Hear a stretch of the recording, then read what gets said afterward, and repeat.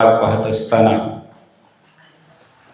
अगदी ब्रह्मतेज प्राप्त हो या पद्धतीनं गुरूंच्या सानिध्यामध्ये राहून नाथांनी अतिशय ब्रह्मविद्या, जी उत्तम विद्या, जी नाश न पावणारी विद्या, अशी विद्या लौकिक स्वरूपाच्या बाहेर जाऊन अलौकिक स्वरूपात तो प्राप्त करून घेऊन त्यांनी देवगिरीवर मिळवलेली होती। आता जनार्दन स्वामींचीच इच्छा होती की सगळं काही आता नाथांच्या जवळ आलेलं आहे, आता तीर्थयात्रा करावी अशी गुरूंचीच इच्छा व्हावी।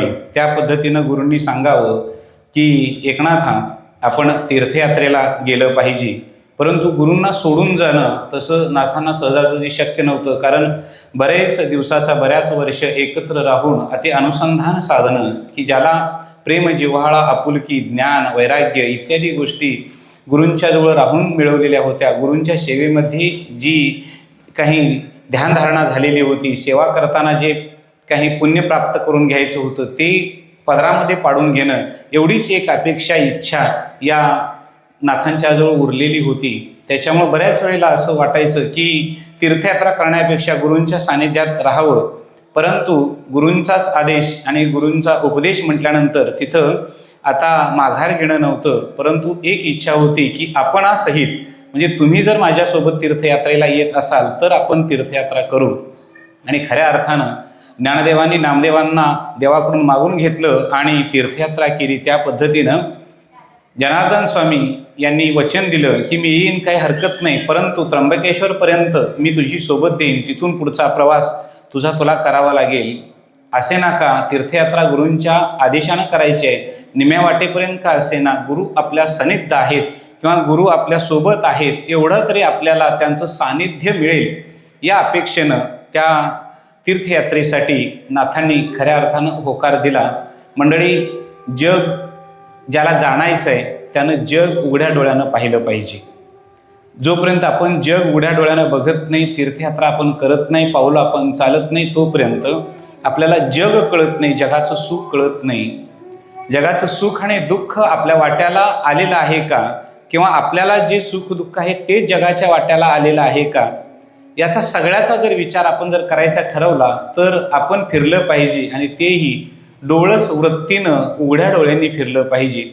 जोपर्यंत आपल्या तीर्थयात्रा पूर्ण होत नाही तोपर्यंत आपल्याला अनेक गोष्टी समाजातल्या कळत नाहीत। याच्यासाठी किमान आध्यात्मिक साधना करत असताना देवदेवतांची जिथं जिथं चरित्र घडलेली आहेत त्या त्या ठिकाणी जाऊन नतमस्तक व्हावं आणि तिथून पुन्हा पाठीमागं यावं, कारण जोपर्यंत देव धर्म, देवभूमी, संतभूमी ही तीर्थयात्रेच्या माध्यमातून जोपर्यंत आपल्याला कळत नाही तोपर्यंत आपल्याला तिथला देव कळत नाही, तिथले संत कळत नाहीत। म्हणून तीर्थयात्रा करायची असते। आणि याच्यासाठी जनार्दन स्वामींनी अत्यंत चांगल्या पद्धतीनं नाथांना सांगितलेलं होतं, एकनाथांना सांगितलेलं होतं की बाबा तू आता काय कर, तीर्थयात्रा कर, सोबत येतो।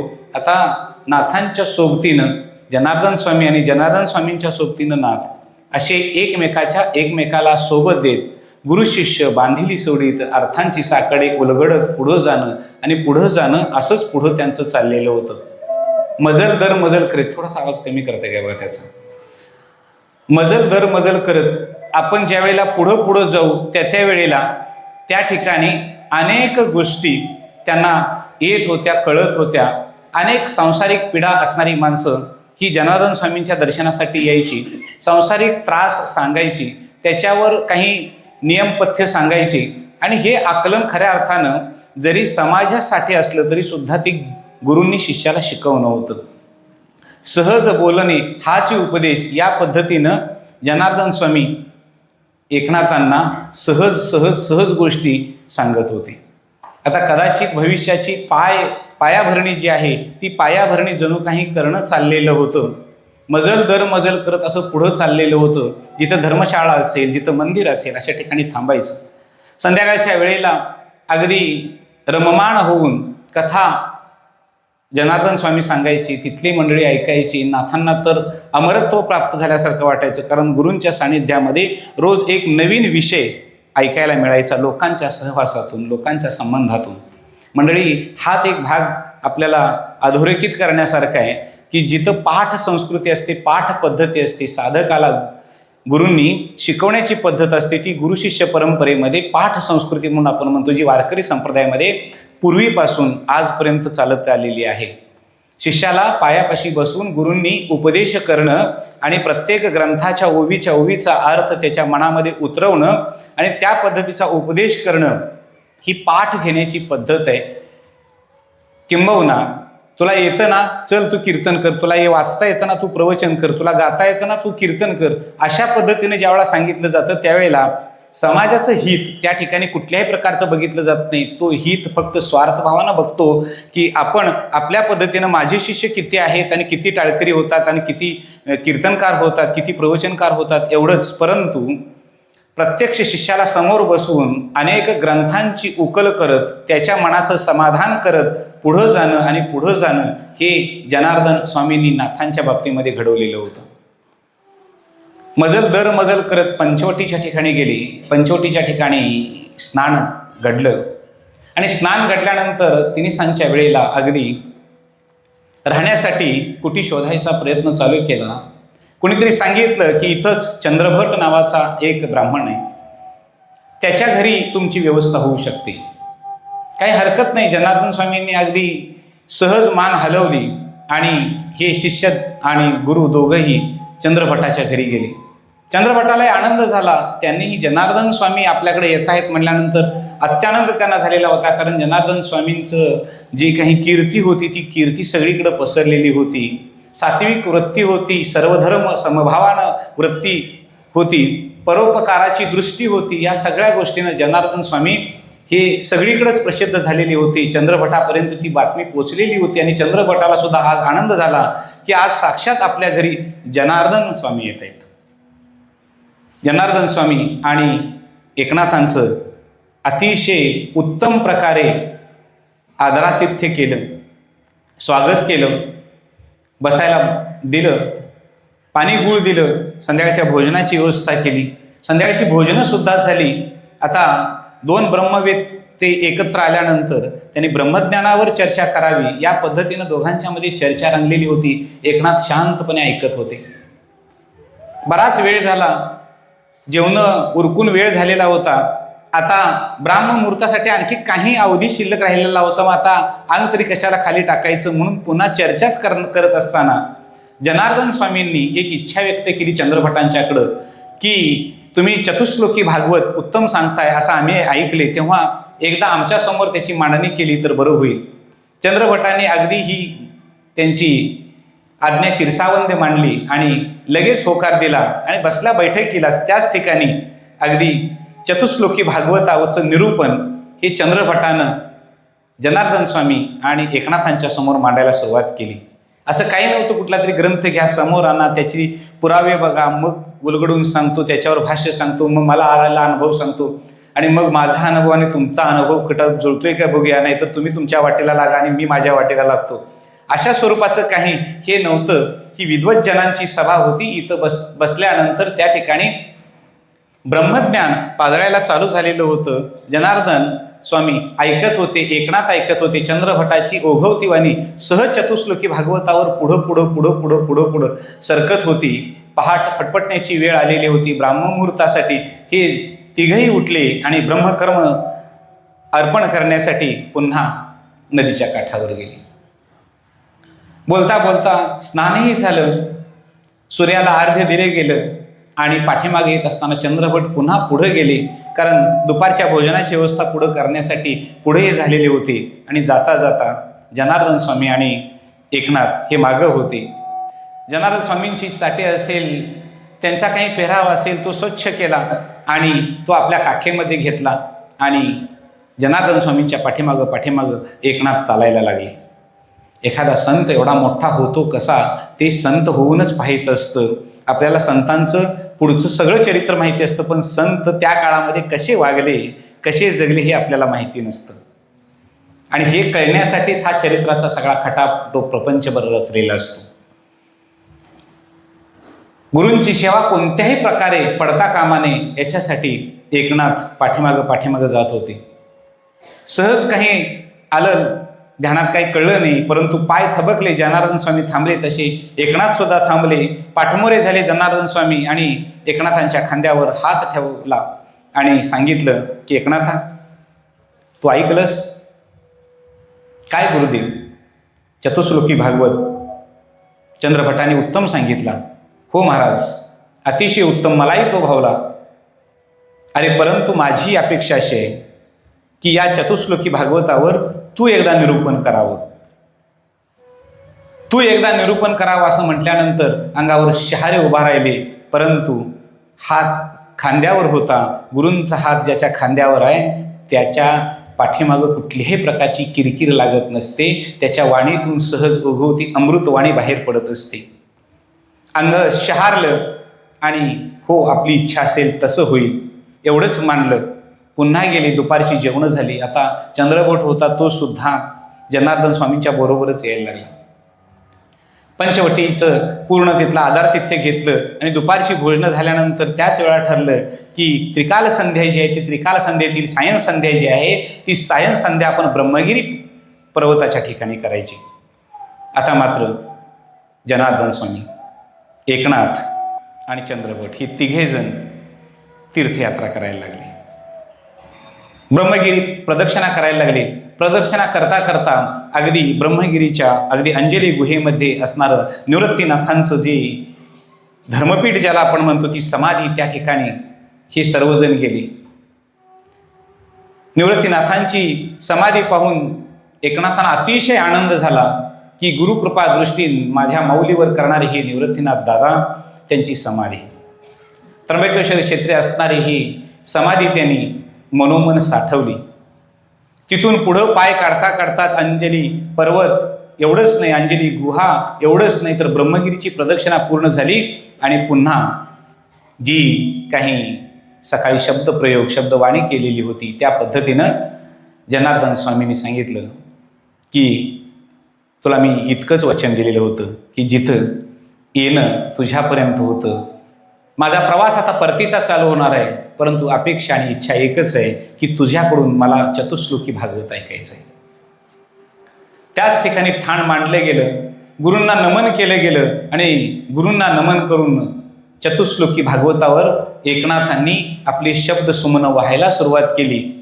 आता ज्यांचा हातखंडा चतुश्लोकी भागवतावर होता तो ऐकणारा चंद्रभट समोर होता, गुरुदेव समोर होते आणि ओघवत्या वाणीनं पहिलं वाङ्मय अपत्य जन्माला यायला चालू झालेलं होतं. शब्द सुमनं फुलायला चालू झालेली होती, शब्द बाहेर पडत होते आणि चतुश्लोकी भागवतावर निरूपण एकनाथांनी उत्तम प्रकारे केलं. हायसं वाटलं खऱ्या अर्थानं पहिलं वाङ्मय नाथांचं गुरूंच्या सन्मुख असताना गुरूंच्या समोर बसून ते तयार चालू झालेलं होतं. त्याचाच संदर्भ घेऊन नाथाने पुढं मग अगदी एकनाथी भागवत जो लिहिला तो एकनाथी भागवत असेल किंवा चिरंजीव पद असेल, या सगळ्या गोष्टींचा जो काही भाग आहे तो आपल्या गुरूंच्या आदेशानं चतुश्लोकी भागवतावर केलेल्या निरूपणाचाच भाग म्हणून, आणि भागवतामध्ये सुद्धा त्यांनी या चतुश्लोकी भागवतावर उत्तम भाष्य करताना सुद्धा अनेक ओव्या ओघवत्या वाणीनं सांगितल्या आणि गुरुप्रसाद म्हणून गुरुमाता, गुरुदेवता, गुरुपूज्य पिता या पद्धतीनं गुरूंच्या बद्दलचं जे जे काही आपल्याला सांगता येईल तेवढं तेवढं त्यांनी सांगायला सुरुवात केली. चतुश्लोकी भागवत संपला आणि जनार्दन स्वामींनी सांगितलं, एकनाथा आता उत्तरेकडचा भाग पादाक्रांत करावा असं मला वाटतं, कारण ती देवभूमी आहे, त्या देवभूमीमध्ये जाऊन तू यावंस, पुन्हा दक्षिणेकडे जावं, दक्षिणेकडचा भाग बघावास आणि मग पुढची दिशा ठरवली जाईल, या पद्धतीनं सांगितलं. पहाटेच्या प्रहरी गुरूंचा आशीर्वाद घेतला आणि एकनाथ एकटेच यात्रेसाठी निघाले. ही यात्रा फक्त फिरण्यासाठी नव्हती, ती तीर्थ यात्रा होती. कारण तीर्थांच्या ठिकाणी जाऊन तीर्थांचं महत्त्व समजून घेत घेत पुढं पुढं जाणं होतं, म्हणून तीर्थयात्रा नाथांची चालू झाली. हळूहळू हळूहळू उत्तरेकडचा भाग पायदळी तुडवला जात होता. संसारात पिचलेल्या लोकांचं जीवांचं उद्धार कसा करावा याच्यासाठी जनार्दन स्वामींनी अनेक दाखलेने अनेक पुरावे आपल्याला दिलेले होते शिकवताना. त्याची उजळणी जणू काही आज चालताना होत होती. पुढं जाणं चाललेलं होतं. अयोध्येसारखा भाग यावा, अयोध्येसारख्या भागी यावं आणि तिथं प्रभू रामचंद्रांची जन्मभूमी, प्रभू रामचंद्रांच्या जन्मभूमीच्या ठिकाणी आल्यानंतर प्रभू रामचंद्रांचं वर्णन आणि गुणगान गावं. कारण त्या ठिकाणी गेल्यानंतर आठवलं की पंचवटीसारख्या प्रदेशामध्ये असणाऱ्या प्रभू रामचंद्रांच्या मंदिरामध्येच गुरूंच्या साक्षीनं आपण चतुश्लोकी भागवत सांगितलं. हाच प्रभू रामचंद्र ज्यानं एक पत्नीत्व, एक वचनत्व आणि वडिलांच्या वचनावर अगदी विश्वास ठेवून राज्याचा त्याग केला, हाच तो राम. त्याची ही जन्मभूमी आणि तिथं नतमस्तक व्हावं, अनेक काही तिथं काव्य बहरायला यावं. नाथांची वाणी काव्य प्रसादात परिवर्तित झालेली होती. हळूहळू तिथून पुढं जावं, मथुरा जावं, गया जावं, प्रयाग जावं, असं करता करता करता करता काशी क्षेत्रापर्यंत जाऊन पोहोचावं. काशी क्षेत्री जावं, विश्वेश्वराचं दर्शन घ्यावं, घाटावर आंघोळ करावी. अनेक ठिकाणी, काही ठिकाणी पुरावा असा आहे की 2 दिवस राहिले, काही ठिकाणी 1 दिवसाची, काही ठिकाणी पंचरात्र म्हणजे 5 दिवस काही ठिकाणी थांबले. त्या ठिकाणी जिथं जिथं चांगल्या पद्धतीनं मन रमलं त्या तीर्थ ठिकाणी ते काही दिवस राहिले. त्या तीर्थांची महती जाणून घेतली आणि ती महती जाणून घेत पुढं जावं. वृंदावनासारखा भाग, मथुरेसारखा भाग आल्यानंतर तिथं देवाच्या लीला कळाव्यात आणि देवाच्या भक्तीमध्ये रममाण झालेले आजचे गोप गोपिका बघितल्यानंतर तिथं सुद्धा भक्त वात्सल्यता जी आहे ती उचंबळून यावी आणि सगुण भक्तीचं सामर्थ्य काय आहे हे नाथांच्या जवळ यावं म्हणून सगुण भक्ती तिथं उदयाला आली. नाथांची तिथं सुद्धा काव्य म्हणजेच अभंग निर्माण व्हायला लागले. बघता बघता अगदी उत्तरेकडचा भाग पादाक्रांत करत करत करत करत नाथांची पावलं पुन्हा मायभूमीच्या दिशेनं वळायला लागली. आता येत असताना अगदीच गोदा तटी पायदळी तुडवत तुडवत पुढे यायला लागले. जिथं काही महत्त्व कळेल, ज्या संतांचं महत्त्व कळेल त्या ठिकाणी जायचं, त्यांची माहिती करून घ्यायची, त्यांची विचारपूस करून घ्यायची. एवढंच नाही, ज्या मंदिरामध्ये जाईल त्या मंदिराचा इतिहास सुद्धा जाणून घ्यायचा. मंडळी, चरित्रातून सगळ्यात मोठा भाग काय शिकायचा असेल तर हा शिकायचा आहे. बऱ्याच वेळेला आपण तीर्थयात्रेच्या ठिकाणी जातो, 20 रुपयाचं तिकीट असतं, बघण्यासाठी मंदिर बघतो आणि बाहेर येतो, घेणं देणं काहीच नसतं, बघितलं आणि बाहेर आलो. मंडळी, पण आपण तिथं गेलो कशासाठी तर मंदिर बघण्यासाठी. मग मंदिर तुम्हाला चित्रामध्ये सुद्धा बघता येतं. आजच्या भूमिकेत बोलायचं झालं तर AI सारख्या महत्त्वाकांक्षी असणाऱ्या या प्रयोगावरून मोबाईलवर बघता येतं, गुगलवर बघता येतं. तिथं जाऊन बघायला कशाला पाहिजे, पण तिथं जायचं का, हे मंदिर कुणी बांधलं, मंदिराची जडणघडण कशी झाली, कोणत्या राजानं या मंदिरासाठी जीर्णोद्धार करण्यासाठी निधी लावला, कोणती गावं याला इनाम दिली गेली, याचं पूजा हवीर द्रव्य कसं चालतं, हा सगळा इतिवृत्तांत तिथे गेल्यानंतर. म्हणून काही चौकशी नाही केली चालेल, पण मी आपल्याला एक सांगतो, किमान आपला आराध्य दैवत भगवंत पांडुरंग आहे. किमान त्या पांडुरंगाच्या मूर्तीपासून मंदिरापर्यंत आणि नदीच्या पात्रापासून ते जीर्णोद्धारापर्यंत एवढी जरी आपण माहिती मिळवली तरी आयुष्यात फार मिळवल्यासारखं होते. आपल्याला एकच माहीत असतं, मी पंढरपुरात गेलोय, सेल्फी काढलाय आणि टाकलाय.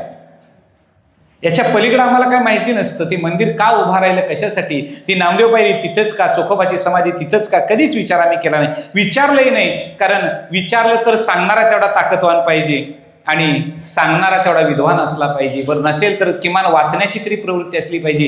इतिहासाची संसाधनं अनेक प्रकारचे आपल्याकडे उपलब्ध आहेत, पण तिथपर्यंत आम्हाला जाण्याची वेळ नाही. कारण का, आमच्याकडे ती चौकस बुद्धी नाही. ही चौकस बुद्धी नाथांच्या जवळ होती. म्हणून नाथांच्या वाङ्मयामध्ये अनेक प्रकारे जे काही लीला आलेल्या आहेत भगवंताच्या, त्या भगवंताच्या लीला त्यांनी त्या ठिकाणी गोपिकांच्या माध्यमातून पाहिलेल्या होत्या, गवळणी पाहिलेल्या होत्या, गवळणी येत होत्या पुढं. लक्षात येतं का बघा. आणि हे सगळं येत असताना ते आपल्या गुरुरायांना कधीही विसरायचे नाहीत. म्हणून शेवटी म्हणायचे एका जनार्दनी. ते कधीही आपल्या गुरूंचा विसर पडू द्यायचे नाहीत. कारण हे सगळं जे घडतं ना, हे सगळं माझ्या गुरुरायांच्यामुळं घडतं. ही वाणीचा प्रसाद सुद्धा माझ्या गुरुरायांचाच आहे. ही कृतज्ञता, कृतार्थ भाव नाथ आपल्या गुरुरायांच्या चरणी समर्पित करायची. गोदा तट पायदळी तुडवत तुडवत ते आले आणि याच्यापूर्वी 12 वर्षापूर्वी पिंपळेश्वराच्या ज्या मंदिरातून निघून गेलेले होते, जिथं वाणी आकाशवाणी ऐकू आलेली होती, त्याच पिंपळेश्वराच्या मंदिराजवळ ते आले, थबकले, सांगायला लागले, बोलायला लागले. बोलता बोलता कोणाला तरी वाटायला लागलं की हे आपल्या ओळखीचे असावेत, परिचयाचे असावेत.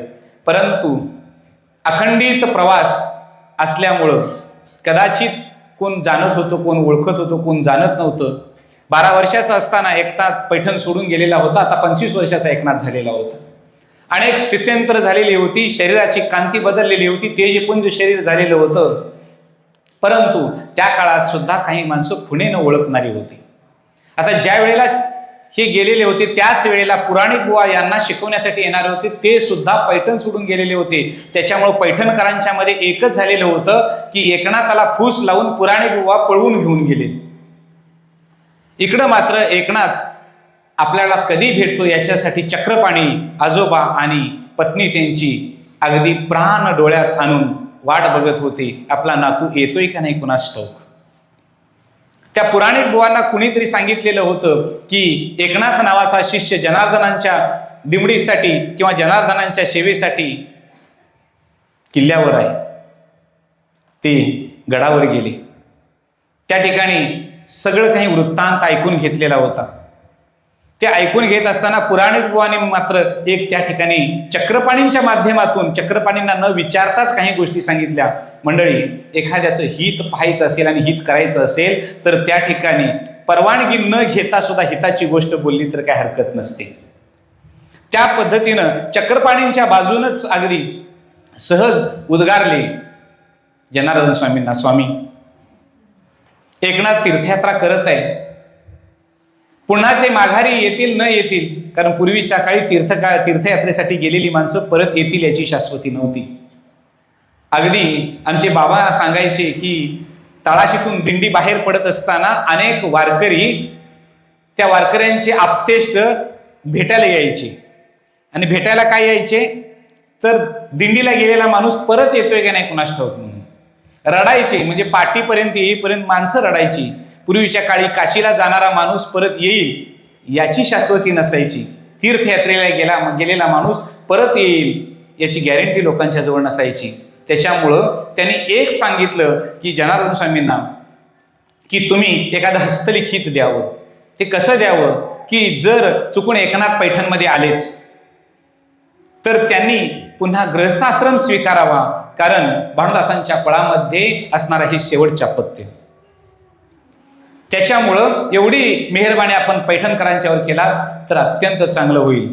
जनार्दन स्वामींनी तसं एक हस्तलिखित सुद्धा त्या पुराणिक बुवांच्याकडे देत होते. योगायोग हाच होता. पुराणिक बुवा पैठणमध्ये आले आणि एकनाथ सुद्धा पैठणमध्ये होते.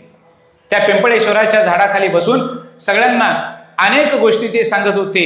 एक तरुणाबांड मुलगा आलेला आहे, वेदवेत्ता आहे, लोकांना रिझवतो आहे, उत्तम ज्ञान देतो आहे, तेजकांती उत्तम आहे, हे सगळ्या पद्धतीचं वर्णन. अनेक लोक त्यांच्याकडे जायचे, ऐकायला बसायचे.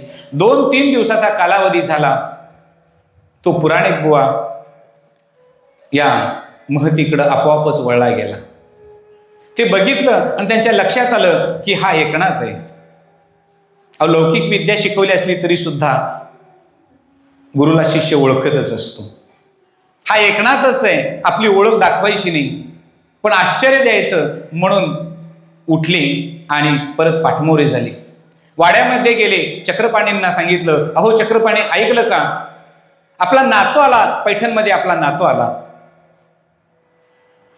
कुडीमध्ये प्राण मुक्ता डोळ्यामध्ये येऊन थांबलेला होता.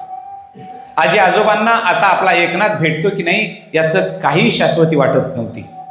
परंतु आपला एकनाथ आला म्हटल्यानंतर खट्ट दिशी दोघं जण उभा राहिले आणि म्हटले, कुठं आहे आमचा बाळ. कारण भानुदासांच्या वंशामध्ये एकमेव असणारा हा तेजपुंज पुरुष होता. कुठं आहे आमचा बाळ. पुढं झाले, नाही थांबा हो थांबा, सांगतो. सर्व हकीकत सांगितली आणि चक्रपाणींच्या हाताला धरून त्या पुराणिक बुवाने हळूहळू हळूहळू हळूहळू गल्लीतून पुढे यायला लागले. त्यावेळेला इकडं मात्र नाथांचं प्रवचन संपलेलं होतं. नाथ सुद्धा उठून काही कारणासाठी बाहेर चाललेले होते, बाहेर पडलेले होते. त्याबरोबर तिकटेवर आल्यानंतर समोरासमोर भेट झाली. चक्रपाणींनी नातवाला ओळखलं, नातवानं आजोबांना ओळखलं, गळाभेट झाली आणि गळाभेट झाल्यानंतर दोघांच्या डोळ्यातून आनंदाश्रू वाहायला लागले. आज खऱ्या अर्थानं अलौकिकत्व झालेलं होतं, कारण जाताना एकनाथ कवेत मावत होता, आज कवेच्या बाहेर एकनाथ झालेला होता. पण ब्रह्मतेज चेहऱ्यावरचं पाहून चक्रपाणींना वाटत होतं की खरोखरच आपला वंश धन्य झाला. एवढ्यात मात्र ती पुराणिक बुवा अजिबात एक गोष्ट विसरली नाहीत. कारण कोणत्या वेळा कोणती गोष्ट निरखून पुढे आणावी हे ज्याला कळतं त्याला समय सूचकता असं म्हणतात. त्यानं कमरेला असलेलं ते पत्र हळूच बाहेर काढलं आणि ते एकनाथांच्या हाती दिलं. एकनाथाने ते पत्र उघडलं आणि ते भुजपत्र असं उघडत असताना त्यांच्या लक्षात आलं हे अक्षर आहे, हे अक्षर आपल्या गुरुरायांचं अक्षर आहे, जनार्दन स्वामींचं अक्षर आहे. गुडघ्यावर बसले, त्याच ठिकाणी ते समोर असणारं पत्र धरलं आणि डोक्याला लावलं, नतमस्तक झाली. तिथूनच अगदी दंडवत घातला, कारण आज गुरु अक्षर रूपानं नाथांच्या समोर तीर्थयात्रा करून झाल्यानंतर भेटलेले होते. त्यातला मजकूर असा होता,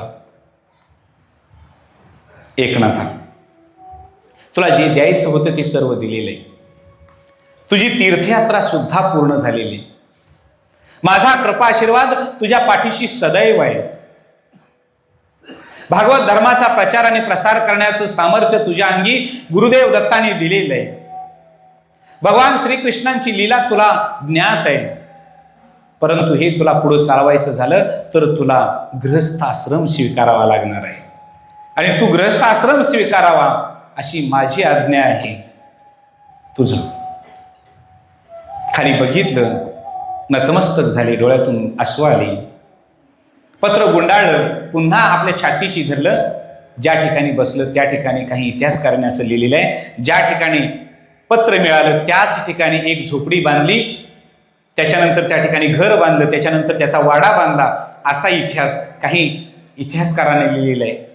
तोच आज सुद्धा जो वाडा ज्याला आपण नाथांचा वाडा जो म्हणतो, तो नाथांचा वाडा म्हणजे ज्या ठिकाणी गुरूंची अक्षर ब्रह्मविद्या ज्या ठिकाणी कळली, ज्या ठिकाणी थबकले, ज्या ठिकाणी थांबले, त्याच ठिकाणी त्याने तो उभा केला. कारण ती गुरूंची आठवण म्हणून उभा केला. पण वाडा होता हे निश्चित आहे. आता मात्र गुरूंचे आदेश होता, गुरूंची आज्ञा होती.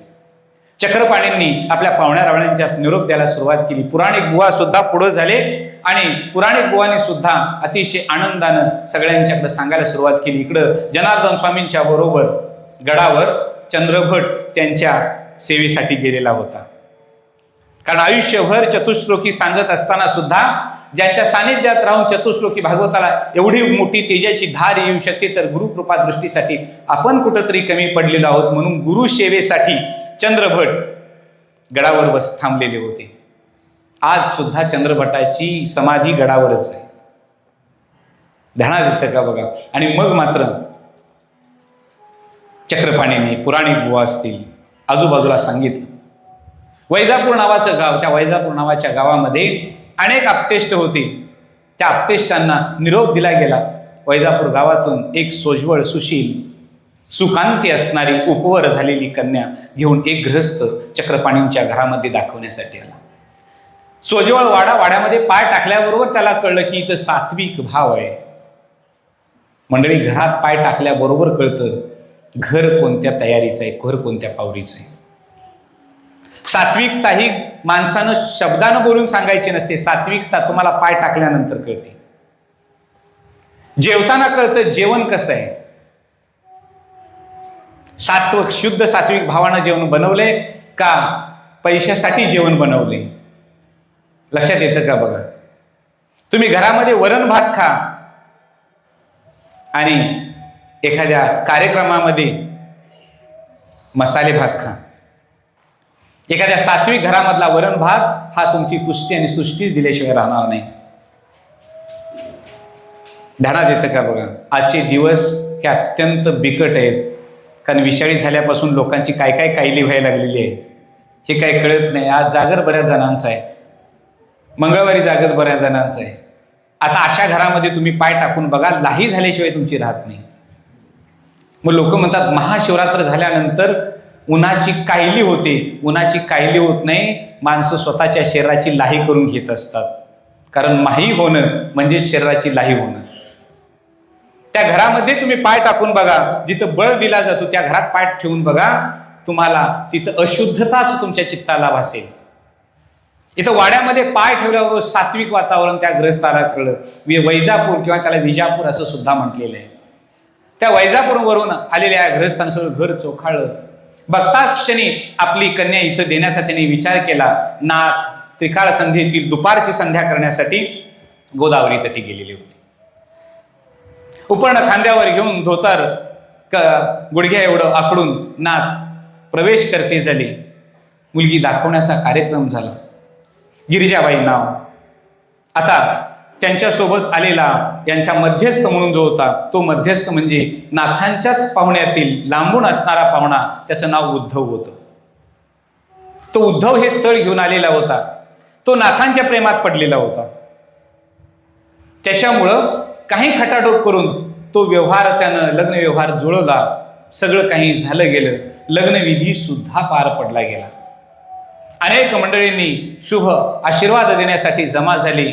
सावधानतेचा इशारा देण्याची गरज नव्हती, कारण गुरूंच्या आदेशानं संसारामध्ये राहून सुद्धा, प्रपंचामध्ये राहून सुद्धा परमार्थ साधण्याची सावधगिरी ही नाथांना आधीच कळलेली होती. ज्याचा प्रपंच नेटका असतो त्याचा परमार्थ सुद्धा नेटका होऊ शकतो. याचं सगळ्यात मोठं उदाहरण म्हणजे शांती ब्रह्मनाथ महाराज आहेत.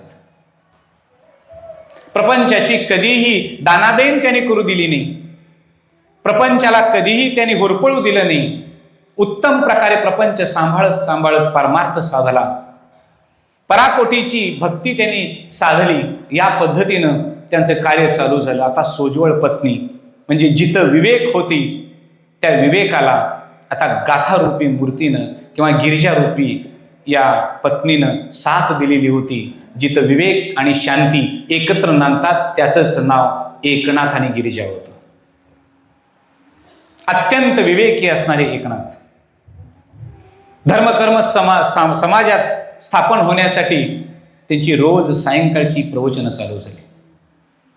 उद्धव आता त्यांच्या दिमडीलाच पुजलेला होता, त्यांच्याकडेच राहायला आलेला होता. त्याच्यामुळे घरातलं काही उणं धुणं काही बघावं लागत नव्हतं. कारण जे काही बाजारहाट करायचं असेल तो बाजारहाट सर्वच्या सर्व उद्धव करून आणून देत होता. गिरिजा स्वयंपाक रांधण्याचं काम करत होत्या आणि एकनाथ पोथी वाचन, कोणी एखादा शंका घेऊन आला त्याला पूर्ण शंकेचं त्याचं समाधान करून देणं, अशा पद्धतीनं चालायचं. लोक एकनाथांच्या बाजूनं हळूहळू हळूहळू हळूहळू हळूहळू यायला लागलेली होती. त्यांची प्रवचनं चालायला लागली. बघता बघता प्रवचनाचं रूपांतर कीर्तनामध्ये व्हायचं. लोक ऐकण्यामध्ये मंत्रमुग्ध व्हायचे. कर्मठ लोक मात्र यांच्या विरोधात उभा राहायला लागले. अरे हा एकनाथ काय जनार्दनांच्याकडे शिकला, काय तीर्थयात्रा केल्या आणि हा संस्कृत मधलं ज्ञान मराठीमध्ये सांगायला लागला. हा संस्कृत मधलं ज्ञान प्राकृतमध्ये सांगायला लागला. एवढंच नाही तर एकनाथांनी 12 बलुतेदारांना एकत्र केलं. सगळ्यांनाच, अगदी ब्राह्मणांच्या पासून ते महारमान चांबारांच्या पर्यंत सगळ्या जातीतल्या लोकांना आपल्या वाड्यामध्ये स्थान दिलं. ते बसायला लागले, यायला लागले, ऐकायला लागले, भगवत भक्तीमध्ये रममान व्हायला लागले. आणि हे भगवत भक्तीमध्ये रममान जे होणं होतं ते देवाची प्रचिती होतं. मात्र उद्धवाला सतत सतत आणि सतत एक शल्य होतं की आपण एकनाथांच्याकडून भागवत ऐकायचं. ते सारखं बोलून दाखवायचे, बाबा आपल्याकडून मला भागवत ऐकायचं आहे. हो उद्धवा सांगेन. कारण एखादी गोष्ट मागितल्यानंतर लगेच देणं हेही संतांचं काम नसतं. संतांना ओळखायचं झालं तर संत होऊनच ओळखायचं असतं. या पद्धतीनं जर आपण विचार केला तर आपल्या ध्यानात येईल की एकनाथांनी शांत पद्धतीनं उद्धवाला सांगितलं. अनेक दानधर्म चालू केली. एकनाथांच्या वाड्यामध्ये चूलच बंद असायची नाही. म्हणजे जो जो येईल तो अन्न ग्रहण केल्याशिवाय जायचा नाही. अन्न ग्रहण करूनच तो जायचा. म्हणजे क्षुधा ज्याला म्हणतो, भूक जी आहे, भूक शमवणं. आणि त्याच्या पुढं ज्याला ऐकायचं आहे त्याला ज्ञानानं क्षमवणं, ज्ञान देणं. अन्नदानम परमदानम विद्यादानम तत परम अन्येन क्षणिका तृप्ती यावत जीवंतु विद्येया, हा हेतू मनामध्ये ठेवून अन्नाची तृप्ती भुकेल्याला द्यायची आणि जीवनभराची मुक्ती ज्ञानानं द्यायची, या पद्धतीनं एकनाथांनी एक ज्ञान यज्ञ आणि दुसरा अन्नदान यज्ञ अशा 2 प्रकारचे यज्ञ आपल्या वाड्यामध्ये चालू ठेवलेले होते. किती ऐश्वर्य असेल हे तुम्ही बघा. जिथं विवेक असतो आणि जिथं शांती असते त्या ठिकाणी ऐश्वर्य पाणी भरत असतं. म्हणून पुरुष हा विवेकी असावा आणि स्त्री ही शांती रूपी असावी. किरकिर एक जरी झाली तरी संसाराची घरघर झाल्याशिवाय राहत नाही. कुठेही लागू देत, विवेकाला किरकिर लागू दे नाहीतर शांतीला किरकिर लागू देत, संसाराची घरघर होते. कोट्यावधी रुपये मिळवू द्यात, कुठंही समाधान लाभत नाही.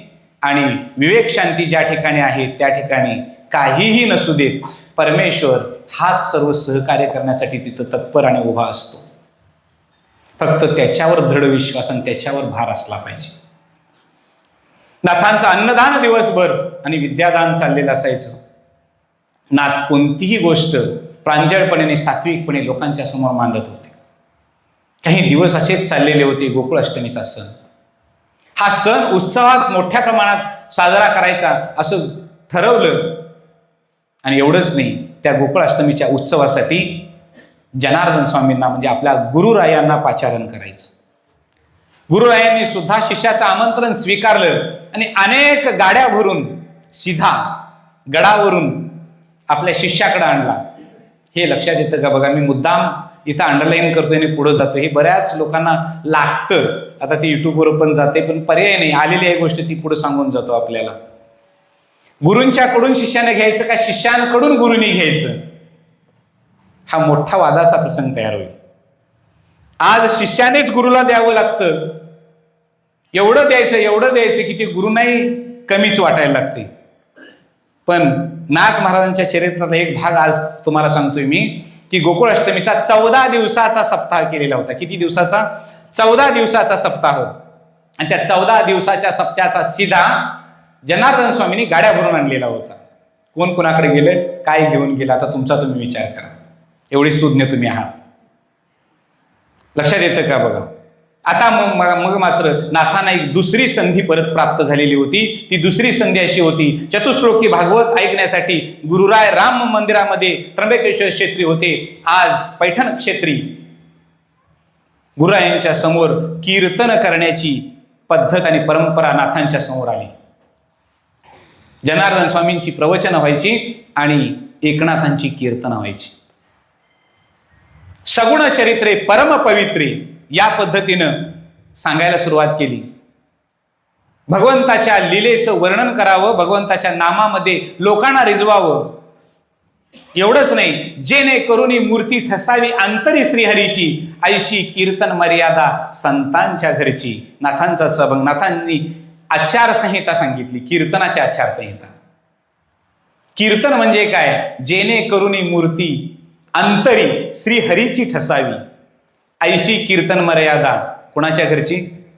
आमच्या नव, संतांच्या घरची. म्हणून आजच्या वक्त्याला वाटतं हे आमच्या घरचं नाही. आज बायका पोरांचं आणि सासू सुनांची भांडणं सांगितली, कीर्तनामध्ये कीर्तन झालं.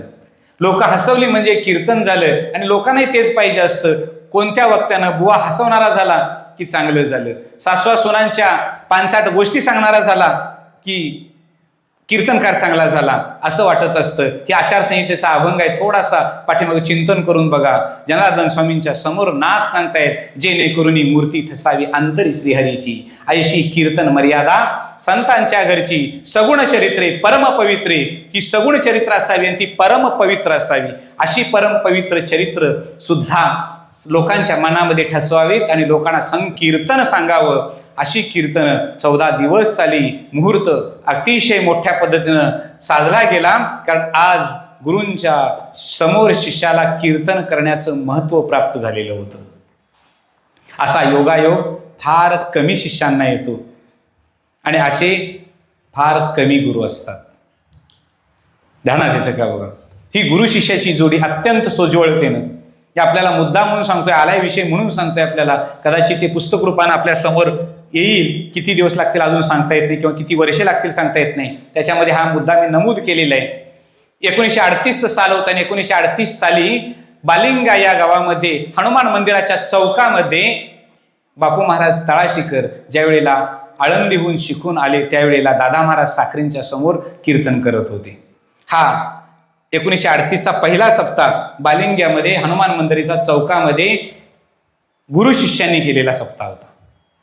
दादा महाराज साखरे, आप्पा महाराज स्वामी आणि बापू महाराज तळाशीकर या तिघांनी मिळून तो सप्ताह केलेला होता. काय भाग्य असावं की गुरूंच्या समोर शिष्यानं कीर्तन करावं आणि शिष्याच्या पाठीवर गुरूंनी हात ठेवावा. नाथांच्या बाबतीमध्ये हे घडलेलं होतं. सोहळा पूर्ण झाला, काला झाला आणि काला झाल्यानंतर पुन्हा जनार्दन स्वामी आपल्या गडावर गेले. त्यांना त्यांचा कार्यभाग होता. दोघांची ताटातूट झालेली होती, मान्य होतं, परंतु नाथ सुद्धा आता आपल्या अत्यंत प्रेमळ हृदयानं लोकांच्या समोर रिजवत होते. भागवताचं निरूपण चालू झालेलं होतं, सांगायला चालू झालेलं होतं. भागवत सांगता सांगता सांगता सांगता पुढं जावं आणि जिथं जिथं आपल्या गुरुरायांच्या बद्दल बोलता येईल तेवढं बोलावं.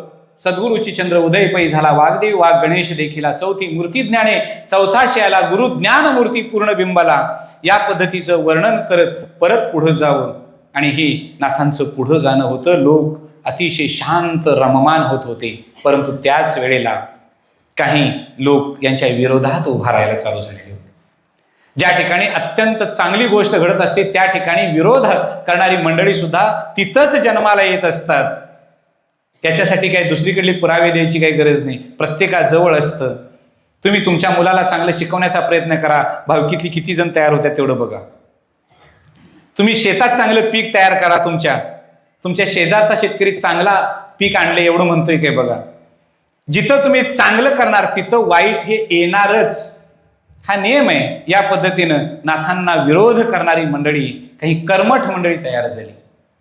कारण हे सगळ्या लोकांना एकत्र घेतात आणि नामाचा उच्चार करायला सांगतात, भगवंताचं ज्ञान सहज देतात. एवढंच नाही तर जेवायलाही घालतात.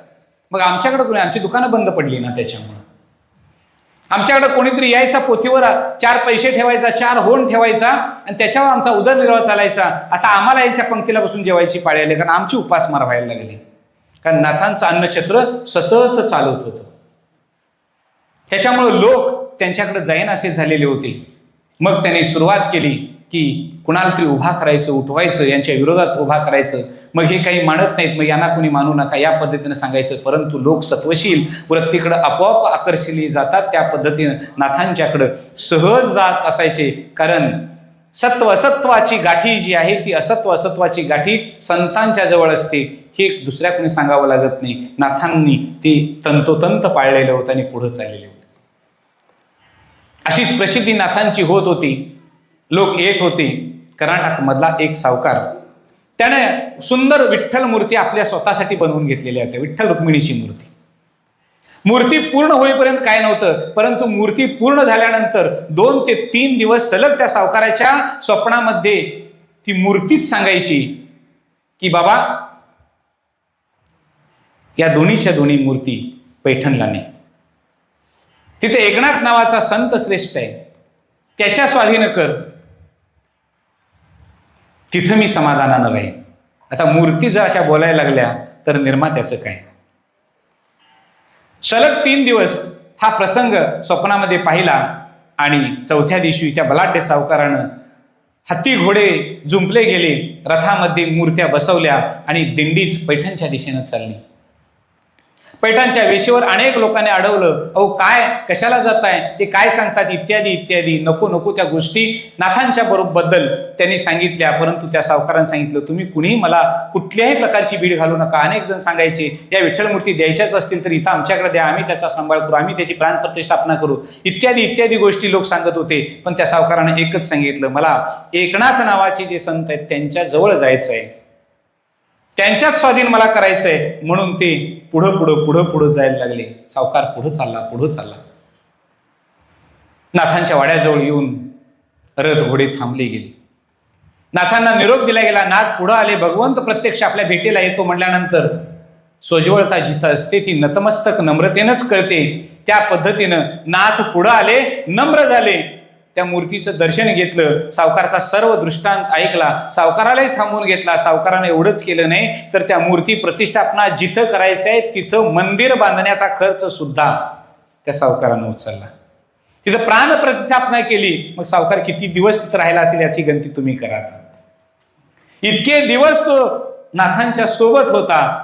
त्या सावकारानं सगळं काही अगदी बारकाईनं जवळून नाथांना बघितलेलं होतं की कुठल्याही लोकांचा उपमर्द न करता सोज्वळतेनं, शांततेनं, सात्विकतेनं, पुरुष स्त्री समानतेनं, एवढंच नाही 12 बलुतेदारांना एकत्र घेऊन नाम जपाचा यज्ञ आरंभणारा हा एक महान युगपुरुष आहे याचा साक्षात्कार त्या सावकाराला झालेला होता. आणि नाथांनी तेच साधलेलं होतं आणि तेच साधायचं होतं. कारण नाथांचं कर्म सहज असायचं, नाथांची कर्मनिष्ठा सुद्धा सहज असायची. पहाटेच्या प्रहरी ब्राह्ममुहूर्तावर उठायचं, ब्राह्ममुहूर्तावर उठल्यानंतर संध्या स्नानादिक आवरायची, योग यागादिक जप करायचे आणि जप करून पुन्हा आत यायचं. मूर्ती समोर बसायचं. जी आपल्या भानुदास महाराजांच्या पासून असलेली मूर्ती, तिची पूजा अर्चा करायची. पूजा अर्चा झाल्यानंतर पुन्हा नैवेद्य दाखवायचा. दुपारच्या संध्येसाठी उठायचं, लोकांना भोजन पंगत घालायची. आता ती भोजन पंगत सुद्धा अगदी ब्राह्मणांच्या पासून बलुतेदारांच्या पर्यंत सगळेच्या सगळे लोक त्या एकाच पंक्तीला वाढायचे.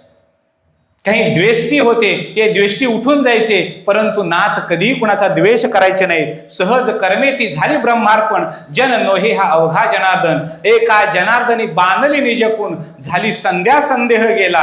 हा अध्यात्मातला परमार्थातला सर्वोच्च बिंदू असणारा जो संध्या संदेह निघून जाणं, सत्व असत्वाच्या गाठी बिलकुल मनामध्ये न ठेवता एक चोखंदळ वाट निर्माण करत पुढे जाणं, एवढंच नाथांच्या जवळ होतं. आणि ते एकनाथ अत्यंत नम्रपणे लोकांच्या समोर जात होते, खाऊ घालत होते, जेवू घालत होते आणि जेवण झाल्यानंतर अनेकांच्या समोर येऊन बसायचे. लोक हा हा म्हणता जमायचे आणि जमलेल्या लोकांच्या समोर एकच जयघोष व्हायचा, पुंडलिक वरदा हरी विठ्ठल, पुंडलिक वरदा हरी विठ्ठल. समोर जयघोष व्हायचा आणि भागवत कंठातून शब्द सुमनाने लोकांच्या हृदयापर्यंत जाऊन पोचायचा. पुंडलिक वरदा हरी